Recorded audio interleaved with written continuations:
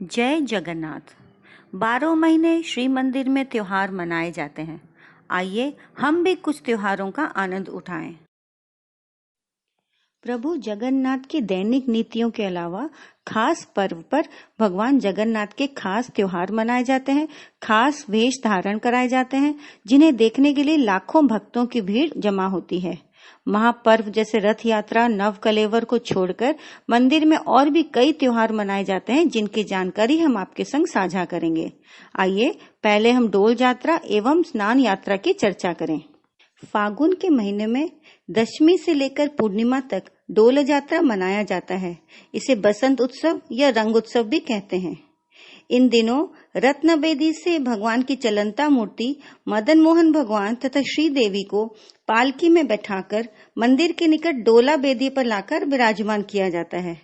ये भगवान को डोला गोविंद भी कहते हैं और प्रभु के सेवायतों द्वारा इन्हें अबीर लगाकर होली खेली जाती है।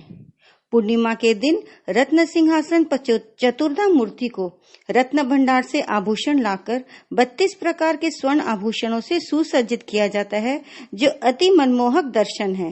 इसे राज राजेश्वर भेष भी कहते हैं। ज्येष्ठ मास बहुत ही पावन मास है। इस मास की एकादशी को रुक्मणी हरण एकादशी कहते हैं। इस दिन प्रभु जगन्नाथ और माँ लक्ष्मी का विवाह संपन्न हुआ था और इसे बड़ी धूमधाम से मनाया जाता है। इसके बाद पूर्णिमा को स्नान पूर्णिमा कहते हैं। पौराणिक कथा के अनुसार राजा इंद्रद्युम्न के द्वारा प्रभु जगन्नाथ, भाई बलभद्र, बहन सुभद्रा की प्रतिमाओं को अभिषेक कराकर मंदिर में स्थापित की गई थी। इसलिए आज प्रभु जगन्नाथ के जन्मदिन कहकर भी मनाया जाता है।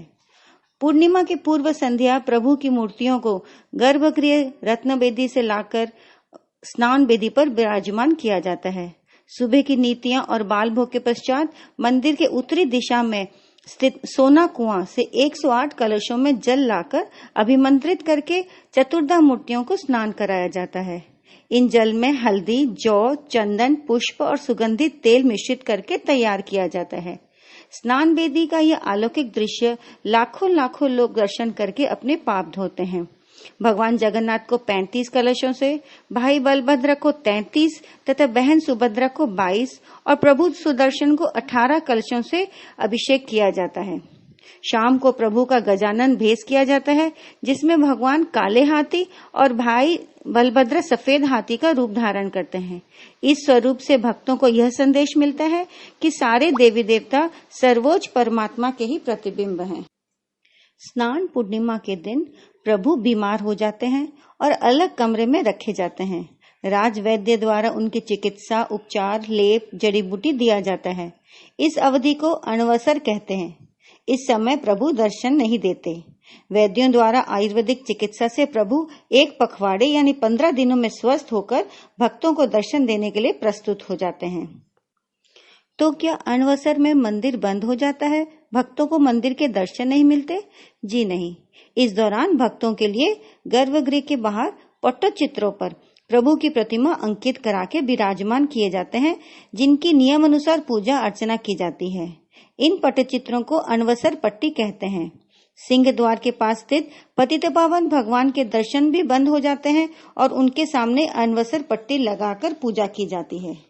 इन अनवसर पट्टियों का कार्य ज्येष्ठ की अमावस्या को आरंभ हो जाता है। 10 से 15 चित्रकार एक मुख्य चित्रकार के घर उसकी निगरानी में श्री अनंत नारायण, श्री अनंत वासुदेव और माँ भुवनेश्वरी के चित्रों पर लग जाते हैं। यह चित्र 5.5 फीट लंबी और 4 फीट चौड़ी होती है। 15 दिनों में ये पट्टियां तैयार हो जाती है और जब चित्र तैयार हो जाते हैं, श्री मंदिर से पुजारी आज्ञामाला लेकर इन पट्टियों को एक जुलूस में भजन कीर्तन करते हुए मंदिर ले जाते हैं। प्रभु के सिंहासन के सामने एक बांस का बना पर्दा लगता है, जिस पर ये पट्टियां लगाई दी जाती है। ये प्रभु के प्रतिनिधि हैं और उन्हें अनवसर के समय पूजा किए जाते हैं। एक कथा के अनुसार अणवसर के दौरान प्रभु जगन्नाथ, भाई बलभद्र और बहन सुभद्रा पुरी से 25 किलोमीटर दूरी पर ब्रह्मगिरी पर अलरनाथ मंदिर में प्रकट होकर भक्तों को दर्शन देते हैं। इसे ब्रह्मगिरी कहते हैं क्योंकि यहाँ सतयुग में ब्रह्मा जी ने आकर भगवान विष्णु की पूजा की थी, और अलवरनाथ मंदिर इसलिए कहते हैं क्योंकि राजस्थान से अलवर के महाराजा ने आकर यहाँ मंदिर बनवाया था। यहाँ प्रभु चैतन्य ने प्रभु जगन्नाथ के दर्शन किए थे। यहाँ गरुड़ भगवान की प्रतिमा, रुक्मणी और सत्यभामा की प्रतिमा तथा चैतन्य महाप्रभु की भी प्रतिमा है।